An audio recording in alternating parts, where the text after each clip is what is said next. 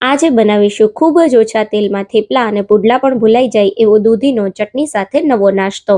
100 ગ્રામ દૂધીને ખમણી લેશું। એમાં એક નાનું ગાજર ખમણી લેશું, 1/4 કપ લીલા ધાણા, 1 ચોપ કરેલી ડુંગળી, લીલા મરચા, લસણ, આદુ અને 1 ચમચી સફેદ તલ ઉમેરી દેશું। સ્વાદ પ્રમાણે મીઠું, લાલ મરચું પાવડર, હળદર પાવડર, ગરમ મસાલા પાવડર ઉમેરી મિક્સ કરી દેશું। બાઇન્ડિંગ માટે 1/4 કપ જુવારનો લોટ અને 1/4 કપ બેસન ઉમેરી સોફ્ટ લોટ બાંધી લેશું।